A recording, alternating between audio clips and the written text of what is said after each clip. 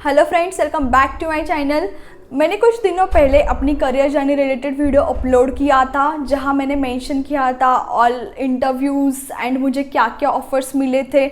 और उस वीडियो के बाद मुझे बहुत लोगों के कमेंट्स एंड क्वेश्चंस आ रहे थे कि प्लीज़ गूगल इंटरव्यू का एक्सपीरियंस आपका कैसा रहा, उस पर वीडियो अपलोड करो। How to apply in a Google, वो हमें बताओ।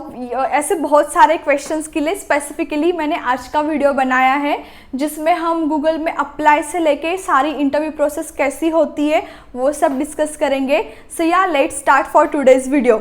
Again, if you are watching me first time, I am Poonam Patil. मैं हर वीक करियर गाइडेंस के रिलेटेड वीडियोस अपलोड करती हूँ। To get the latest updates on my videos, please subscribe channel so that you will get the notifications. Actually जो questions आप लोगों को अभी आ रहे, सेम क्वेश्चंस मुझे भी आ रहे थे before applying for the role. Because मुझे भी यही लग रहा था कि अरे गूगल में तो सिर्फ IIT, NIT या फिर जो वेल नोन ऑर्गेनाइजेशन से सिर्फ वहाँ के स्टूडेंट्स जाते होंगे। मतलब जो हमारे Tier 3 या फिर छोटे कॉलेज होंगे, वहाँ से प्रोफाइल थोड़ी शॉर्ट लिस्ट होंगे, या फिर अगर वहाँ से उनको स्टूडेंट्स लेने भी है तो वो ऑब्वियसली कंप्यूटर साइंस या IT बैकग्राउंड वालों को ज़्यादा प्रेफरेंस देंगे। जो नॉन IT बैकग्राउंड वाले, उनको वो शायद प्रेफरेंस ना दे। बट जब मैंने खुद अप्लाई किया और मेरा प्रोफाइल शॉर्ट लिस्ट हुआ, तब मुझे समझ में आया कि ये सब हमारी मन की बातें होती है। एक्चुअल जब हम अप्लाई करते हैं तो सिर्फ आपको सही तरीका पता होना चाहिए, सारे स्किल्स होने चाहिए जो उस रोल के लिए ज़रूरी है। उसके बाद आपका प्रोफाइल शॉर्टलिस्ट होगा ही। एक्चुअली कुछ दिनों पहले गूगल में सेल्सफोर्स डेवलपर्स की हायरिंग हो रही थी, तो एक चीज़ मैंने नोटिस की है, जो HR रिक्रूटर्स सारे जो गूगल्स के मोस्ट ऑफ दी, वो अपनी हायरिंग लिंक्डइन से ही करते। वो लिंक्डइन पे प्रोफाइल शॉर्टलिस्ट करते ज़्यादा करके, या फिर सीधा रेफरल से। मतलब अगर कोई गूगल में ऑलरेडी वर्क कर रहा हो और उसने अगर आपको रेफ़र किया, तो फिर 2 चांसेस से आपका या फिर रेफरल से शॉर्टलिस्ट होगा, या फिर लिंक्डइन पे अगर आपका प्रोफाइल उन लोगों ने शॉर्टलिस्ट किया तो। और एक्चुअली लिंक्डइन पे मुझे गूगल के रिक्रूटर का ही मैसेज आया था that we are hiring for Salesforce developer position in a Google, would you be interested, and if you are interested please send your resume with your details, all experience and everything. तो starting में मुझे ऐसे लगा कि चलो हम ऐसे resume भेज देते, कहाँ कौन सा मेरा शॉर्टलिस्ट होने भी वाला है, क्योंकि मुझे तब बिल्कुल पता नहीं था कि लिंक्डइन से ऐसे भी वो लोग शॉर्टलिस्ट करते। बट मैंने एक्चुअली मेरे काफ़ी सारे फ्रेंड्स के साथ रिसर्च किया है। गूगल के जो HR रिक्रूटर्स है वो लिंक्डइन पे ज़्यादा एक्टिव होते हैं, एंड वो मोस्ट ऑफ द प्रोफाइल वहीं से शॉर्टलिस्ट करते हैं। मुझे लग रहा है जो लोग लिंक्डइन पे बहुत एक्टिव हो, या फिर जिनका स्किल्स मेंशन किया हुआ हो, या जो ऑलरेडी अच्छी ऑर्गेनाइजेशंस में वर्क कर रहे हैं, क्योंकि उस वक्त मैं बार्कलेज में थी, and Barclays is already product based, मतलब वो एक अच्छी ऑर्गेनाइजेशंस में कंसिडर होती है। तो शायद ये एक रीज़न हो सकता है कि उन्होंने मुझे उस वक्त लिंक्डइन पे अप्रोच किया, या फिर जो मैंने स्किल्स अपने मेंशन किए थे अपनी प्रोफाइल में, शायद उनको वो उनके जॉब रिलेटेड लगी हो, इसलिए किया।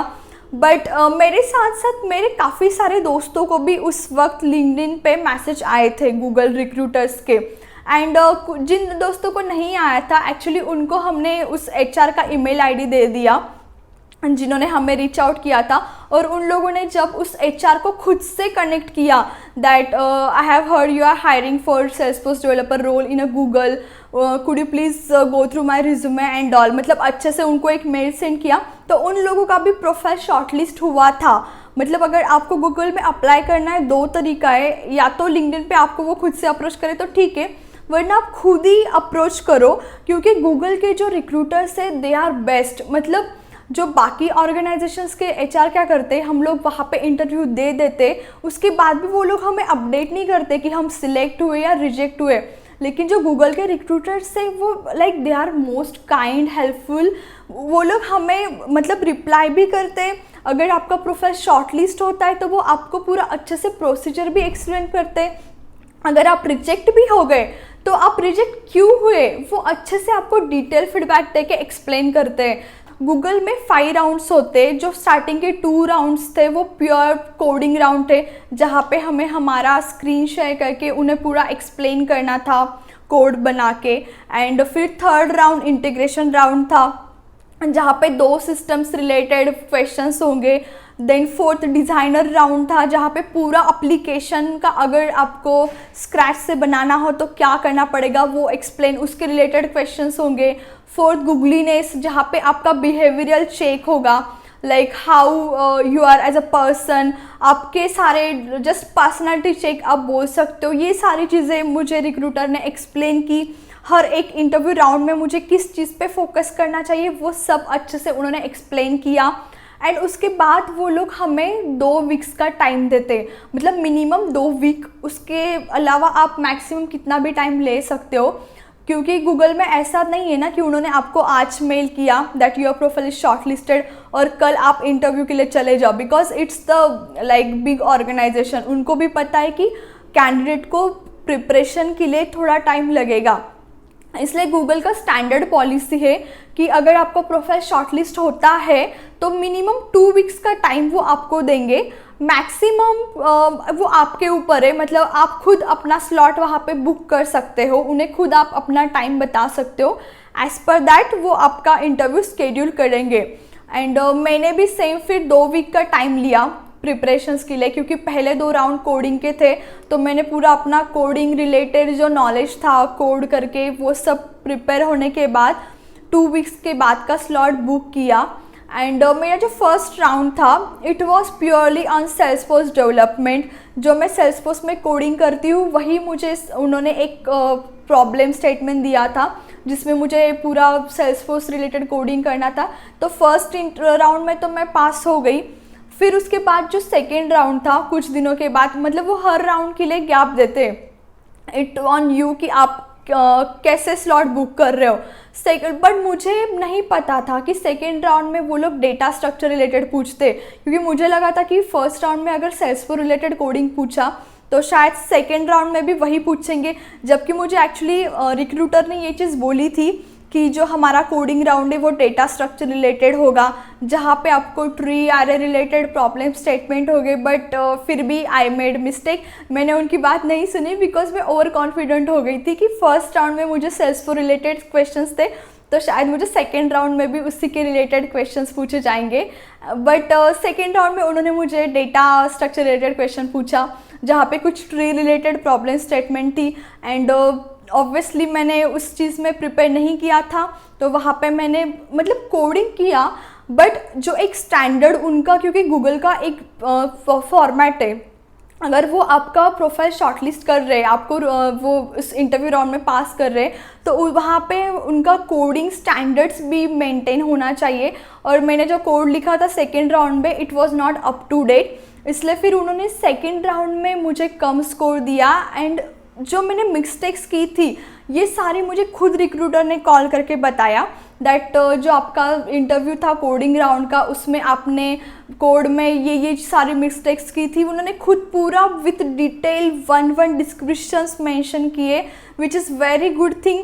मतलब वो दे मेक श्योर कि अगर आप फिर से नेक्स्ट टाइम गूगल में अप्लाई कर रहे हो तो आप ये सारी मिस्टेक्स ना करो। मतलब अब अगर मैं फिर से अप्लाई करती हूँ तो उन्होंने मुझे बहुत अच्छे से एक्सप्लेन किया दैट ये चीज़ें आपको ध्यान रखनी है, आपने ये सारी कोडिंग में मिस्टेक्स की थी, ये मिस्टेक मत करो। तो इससे मतलब हम अगर नेक्स्ट टाइम अप्लाई करते तो हम ऑलरेडी कॉन्फिडेंस थोड़ा बढ़ जाता है और पहले से ज़्यादा प्रिपेयर होके जाते हैं।